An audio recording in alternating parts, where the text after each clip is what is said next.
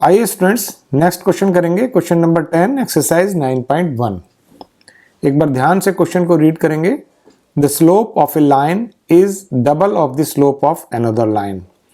यानी हमको यहाँ पर दो लाइनें दी हुई हैं जिसमें कि एक लाइन का स्लोप जो है वो दूसरी लाइन का डबल है। If the tangent of the angle between them is 1/3 find the slopes of the lines. और दोनों लाइनों के बीच का जो एंगल है उसका टेंजेंट, उसकी वैल्यू जो है वो है 1/3। तो हमें दोनों लाइनों का स्लोप निकालना है इन दोनों गिवन कंडीशन से। यानी देखिए, अगर यदि हमको एक लाइन ये दी हुई है, से ये L1 लाइन है और ये दूसरी लाइन है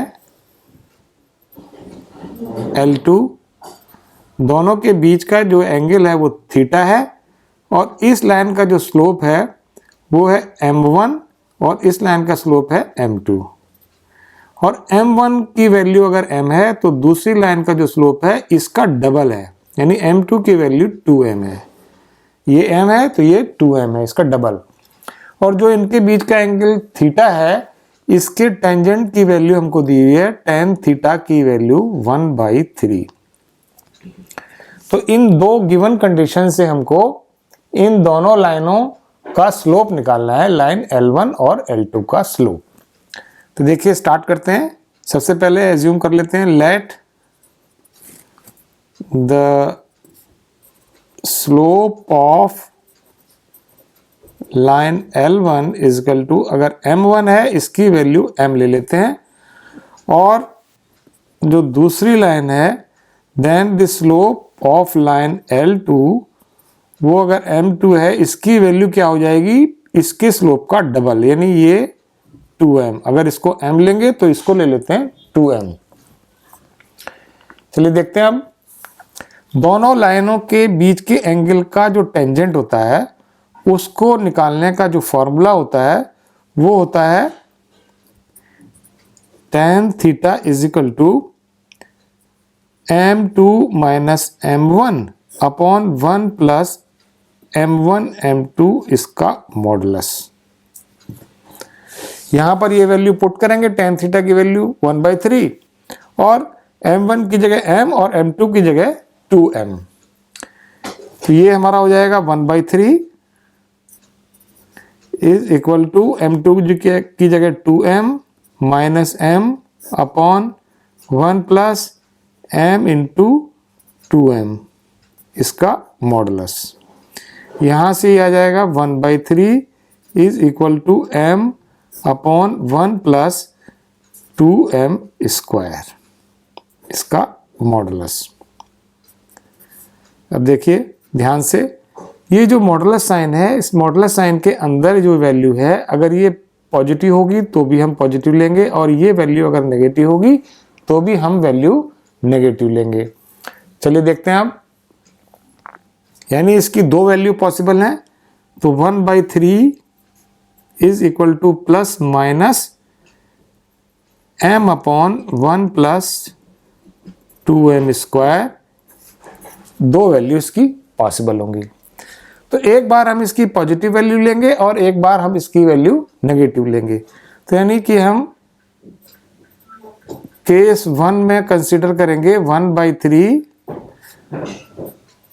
is equal to m upon 1 plus 2m square, और केस 2 लेंगे जबकि 1/3 जो होगा वो माइनस के साथ में होगा। तो चलिए सबसे पहले केस 1 को लेके चलते हैं। केस 1,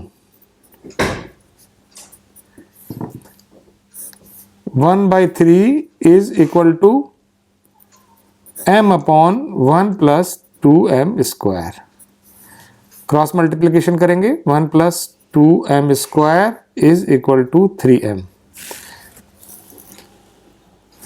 3m को इधर ले आते हैं तो ये हो जाएगा 2m square minus 3m plus 1 is equal to 0। ये एक क्वाड्रेटिक इक्वेशन हो गई।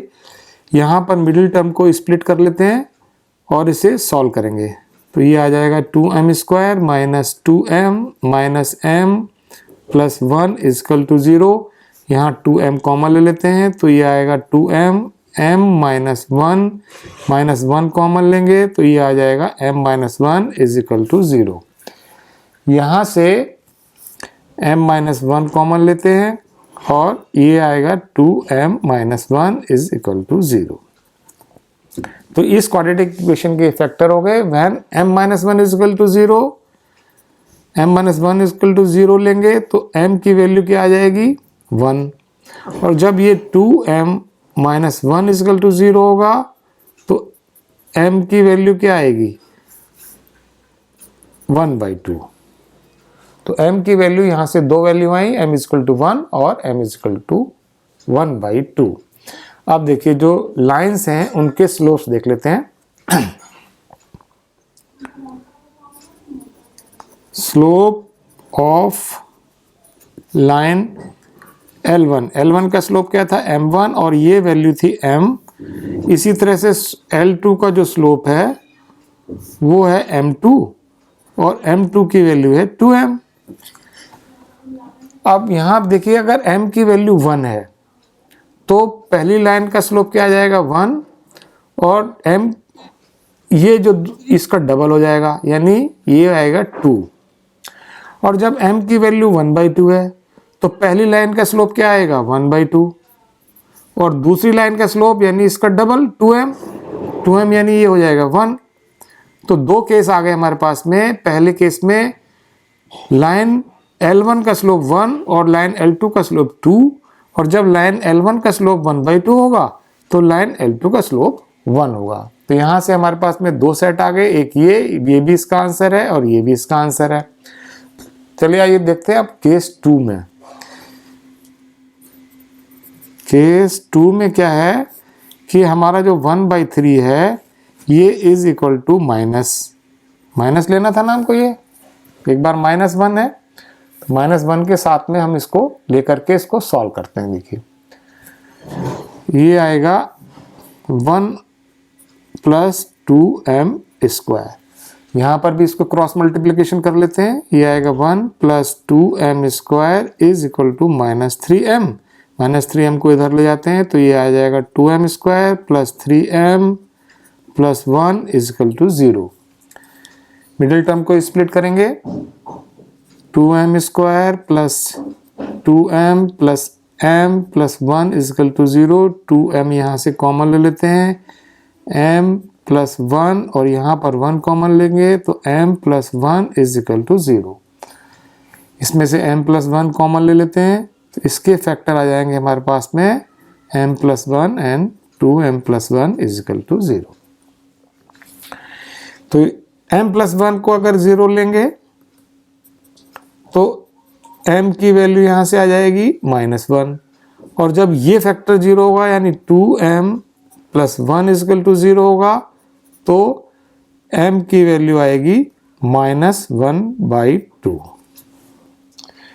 तो फिर अब यहाँ से भी लाइंस के स्लोप हम निकाल सकते हैं। देखिए स्लोप ऑफ लाइन L1 का स्लोप क्या था m1 था और इसकी वैल्यू हमने m एज्यूम की थी।